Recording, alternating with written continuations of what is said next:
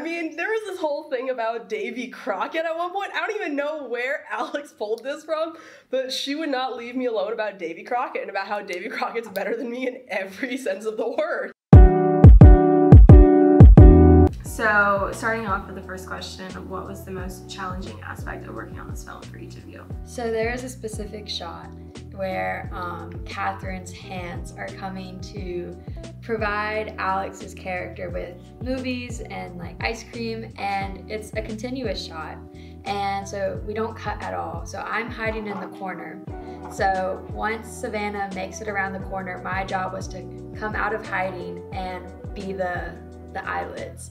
And we had to do that shot many times because first of all, we could not find two like black sheets. Like we were using a spatula at one point, we were using a Cards Against Humanity card at one point, a notepad, like a pen at some point. We were trying everything, and so it was just very hard to like get those objects to get into place first of all, and then get those objects on the camera like in one fluid motion. So that was definitely the most challenging. I asked a lot of you that day, I'm not gonna lie. What did you guys end up using?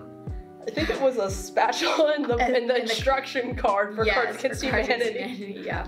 I gotta use what's around you, I guess. Right. Yeah, because everything else that we had was too see-through. Right. Yeah, nothing was working. It had to be dark, so. But yeah, and then most challenging thing for me probably would be, so I was running camera as well as directing, and so the most challenging part for me was definitely like having to get the camera moving, because I was literally standing right behind Catherine, pretty much following her around. Like it was very, like there was like penguin walk at one point, like trying to get the right angle on it.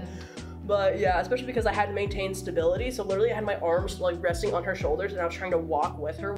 So it was really hard to keep camera stability, so that was probably like the hardest part, at least for me. That does sound very challenging. I've seen clips of like just Savannah with her kind of like bear hugging Catherine from behind as they're like trying to walk. Yeah, it's rough.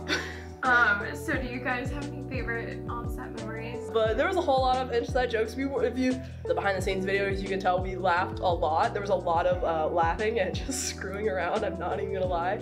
But yeah, so it was a lot of fun, just like overall, it was a great time. However, I think probably my favorite was probably the last scene that we did, which was the ending shot. Because Alex and Catherine could not get it together, and Catherine kept looking at the camera. Yeah. Like she'd like go and do the kiss, and then all of a sudden she turned to me, she was like, that good? And I'm like, I'm still rolling, Catherine. You can't just immediately do it and then look at me and be like, is that good? It's do it again. Again. We're losing daylight. Literally, we did it like 9 times. I had like 9 takes of that.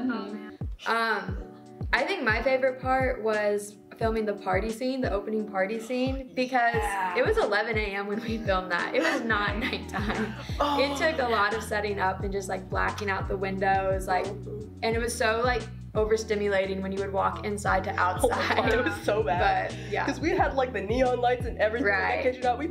We like took like every like dark blanket and towel that we could find in that house, and we like literally used like duct tape to like put them over windows and doors. Yeah. And it worked somehow. I don't know how it worked as well as it did. So Eli, you were the assistant director in this project, and you worked alongside Savannah before, correct? Yes. So what did you learn in this project from Savannah's directing style? I think I've said this to her before and she disagreed, but patience. Just with not everything is gonna go exactly how you want it to or plan it to, and just like dealing with that chaos and having patience throughout. So I was gonna say, like, I don't know where you got the patience from. The chaos makes sense. The chaos makes perfect sense. Yeah. Because every set I'm on is just a chaotic nightmare. It's just like being flexible too. Like things will come up that you don't expect. And you just like deal with it. So like effortlessly. Well, thank you. I appreciate that. Yeah. Dang. I second that. Oh, thank you. Dang, I'm getting all kinds of praise today. So Catherine obviously is a relatively new actor. She's usually, you know, behind the scenes directing, screenwriting. But Alex is very familiar with being in front of the camera. So what was it like working with both a relatively new actor and an actor with previous experience? I mean, it's definitely interesting for sure, because like in previous projects I've worked with both as well. So, but it's always different for each combo that I have. Every cast is always very different in terms of the energy they bring. But I think for this one, I think mostly was just it was very, like, I know Alex was able to keep a straight face most of the time, but Catherine was breaking all the time. But it gave a lot of great BTS. But she gave so much good BTS footage, so I'm not mad about it at all.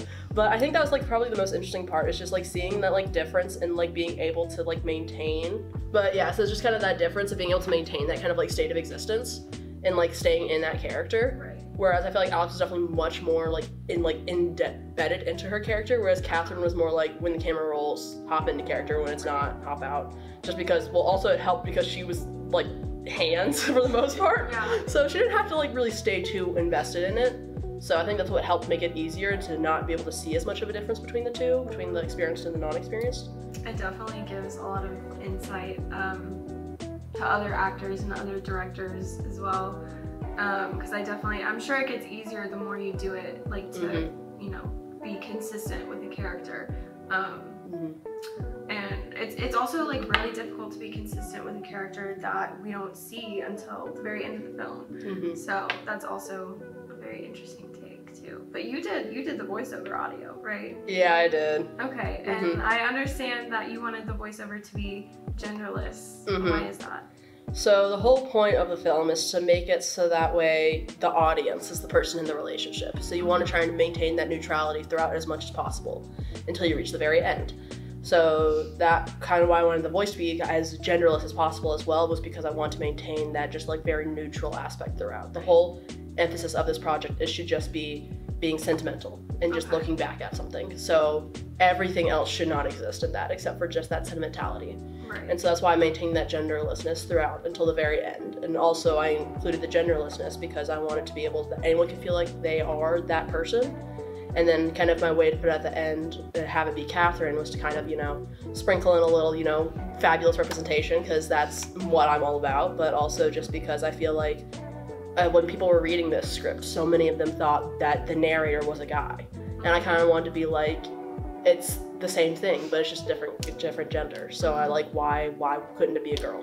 Why not? So does that kind of tie in with what you want people to take away from this film? Yeah, it's kind of just the whole takeaway is that love is universal and that it's for everyone and everyone can experience it no matter what existence that you're like, whatever way you identify yourself and whatever existence you're living in. Like, love is universal and it always will be universal. I like that. That's very refreshing. And Eli, I understand you've had some projects of your own that have won awards. At our student festival, you won Best Directing. So are you working on any more projects of your own, or do you see that happening again in the future? Yeah, I definitely see it happening right now, just kind of in the brainstorm process and the pre-production process, but this summer definitely will be filming a couple of things. Awesome. Okay, so it sounds like we've got lots of things to look forward to from... Hopefully I have her coming back on a lot of the projects I'm doing. Hopefully Bellator does a lot of production for stuff that you end up writing, because I'd love to have more stuff with you doing. That would be awesome. For sure. Don't stop at this project. No. Oh, never. For sure not. You're too much fun to work with. Oh, thank you for having me. Well, it seems like you guys are just getting started, so thanks for letting me interview y'all. Of course, thank you so much for coming coming out. Appreciate it.